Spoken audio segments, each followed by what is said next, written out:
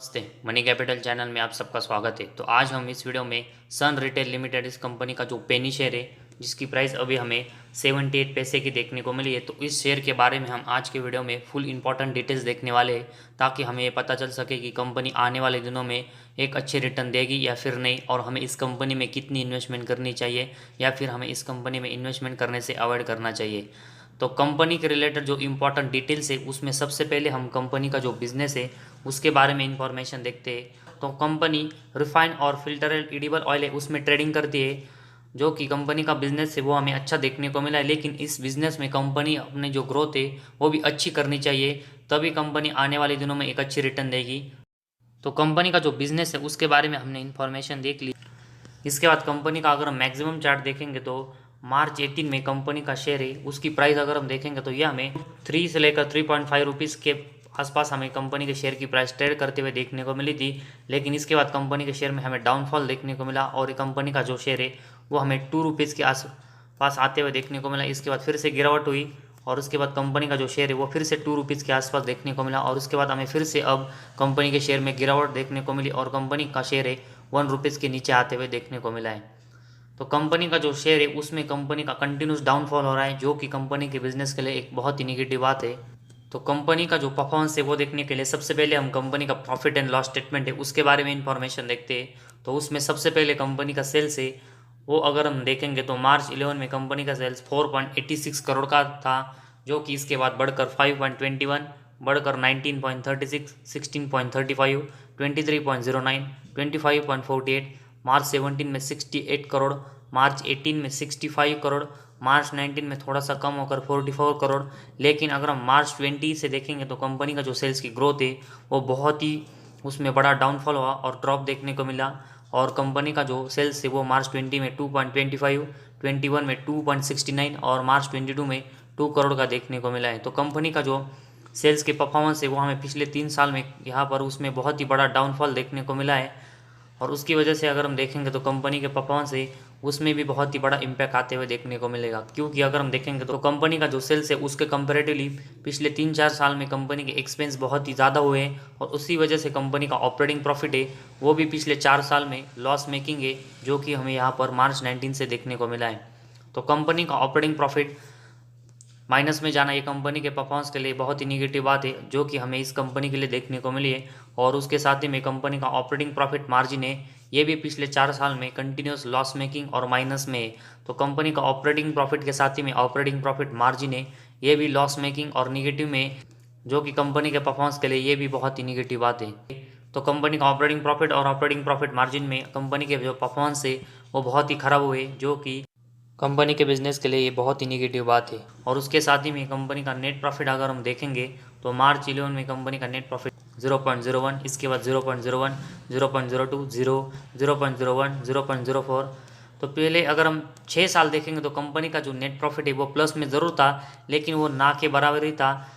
इसके बाद अगले 2 साल कंपनी हमें 0.19 और 0.32 लाख के उसका प्रॉफिट करते हुए देखने को मिली। तो कंपनी जो 2 साल में नेट प्रॉफिट में प्लस में जनरेट कर रही थी वो अभी हमें लॉस में पिछले 4 साल में देखने को मिला है। तो कंपनी का जो नेट प्रॉफिट है ये भी लॉस में गया है, जो कि कंपनी के परफॉर्मेंस के लिए निगेटिव बात है। और उसके साथ ही में कंपनी का ईपीएस है उसमें भी कंपनी के परफॉर्मेंस है वो पिछले 4 साल में खराब हुए, जो कि इसमें भी कंपनी हमें इन 4 साल में अपना जो ईपीएस है वो कंपनी ने यहाँ पर निगेटिव में जनरेट किया है। तो कंपनी के रिलेटेड अभी हमने जो प्रॉफिट एंड लॉस स्टेटमेंट देखा उसमें हमें मार्च 20 के बाद अगर हम देखेंगे तो कंपनी का जो सेल्स की ग्रोथ है उसमें एक बड़ा ड्रॉप देखने को मिला है। और उसके साथ ही में कंपनी का जो सेल्स है उसके कंपेरेटिवली कंपनी का जो एक्सपेंस है वो हमें पिछले 3-4 साल से बढ़ते हुए देखने को मिले, जिसकी वजह से कंपनी का ऑपरेटिंग प्रॉफिट निगेटिव में गया है। उसकी वजह से ऑपरेटिंग प्रॉफिट मार्जिन भी कंपनी का निगेटिव में गया है।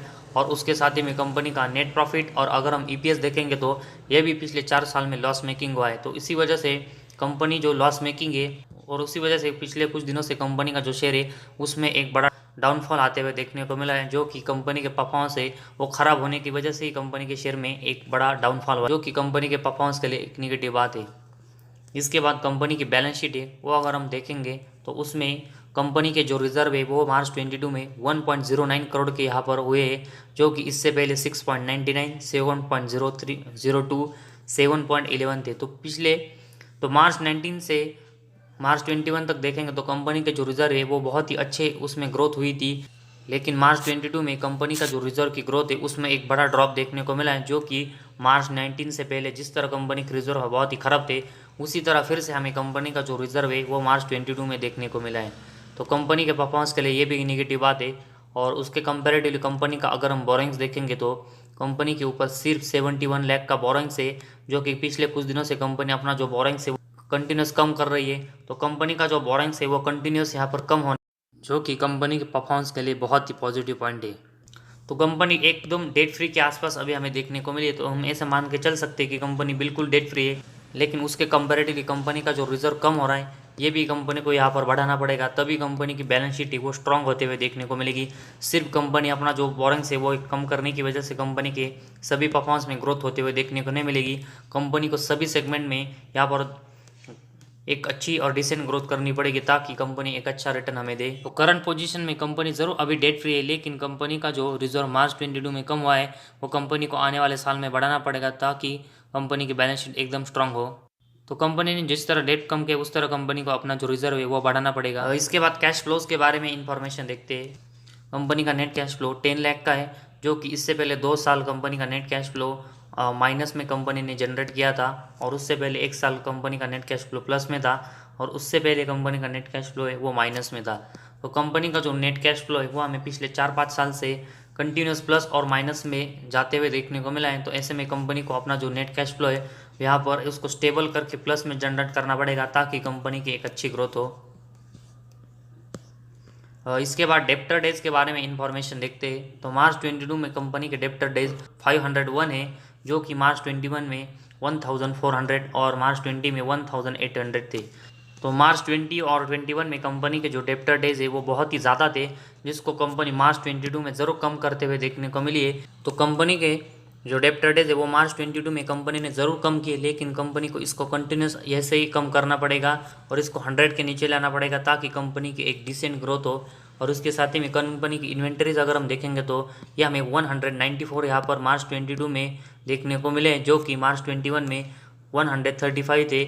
तो कंपनी का जो इन्वेंटरीज है वो मार्च 19 से पहले बहुत ही अच्छे थे, जो कि बहुत ही कम थे, लेकिन कंपनी के जो इन्वेंटरीज है वो मार्च 21 और 22 में अभी हमें जो बढ़ते हुए देखने को मिले, जो कि कंपनी के परफॉर्मेंस के लिए ये भी निगेटिव बात है। तो ऐसे में कंपनी को अपने जो डेप्टर डेज है वो कंटिन्यूस कम करने पड़ेंगे, और कंपनी के जो इन्वेंटरीज यहाँ पर बढ़ रहे हैं उसको कंपनी को कम करना पड़ेगा ताकि कंपनी के परफॉर्मेंस के लिए हमें एक अच्छा साइन देखने को मिले। इसके बाद सबसे एंडिंग में कंपनी का शेयर होल्डिंग पैटर्न है उसके बारे में हम इंफॉर्मेशन देखेंगे। तो उसमें मार्च 22 में कंपनी के प्रमोटर की जो हिस्सेदारी वो हमें सिर्फ 0.90 देखने को मिली है, जो कि सितंबर 21 में 54.64% थी। तो कंपनी के जो प्रमोटर के पास है वो अभी हमें 1% से भी कम हिस्सेदारी देखने को मिली है, जो कि कंपनी के परफॉर्मेंस के लिए अब तक का सबसे बड़ा नेगेटिव पॉइंट है। और उसके साथ ही में पब्लिक के पास हमें इस कंपनी के 99.10% की हिस्सेदारी देखने को मिली है। तो बहुत ही बड़ा जो स्टेक है वो पब्लिक के पास है, जो कि कंपनी की किसी भी कंपनी के परफॉर्मेंस के लिए एक नेगेटिव बात होती है। और इसके साथ ही में एफआईज और डीएज है उनका तो नामो निशान हमें इस कंपनी में देखने को नहीं मिला है। तो ओवरऑल अगर हम सन रिटेल इस कंपनी के बारे में इंफॉर्मेशन देखेंगे तो कंपनी का जो सेल्स के परफॉर्मेंस है जिसमें हमें पिछले 3 साल में ड्रॉप देखने को मिला है, जिसकी वजह से कंपनी का operating profit margin, net profit और ईपीएस है वो पिछले 3-4 साल से कंटिन्यूस लॉस मेकिंग है। तो कंपनी पिछले 3-4 साल में लॉस मेकिंग हुई है। उसके साथ ही में कंपनी के कैश फ्लोज है वो अनस्टेबल है, वही कंपनी के रिजर्व कंटिन्यूस कम हो रहे हैं। जरूर कंपनी ने अपना जो बोरोइंग्स है वो कम किया है, लेकिन कंपनी के जो रिजर्व कम हो रहे हैं वो कंपनी के परफॉर्मेंस के लिए निगेटिव बात है। और उसके साथ ही में कंपनी के जो डेप्टर डेज है वो अभी भी बहुत ज़्यादा है, और कंपनी के जो इन्वेंटरीज बढ़ रहे हैं ये भी कंपनी के परफॉर्मेंस के लिए निगेटिव बात है।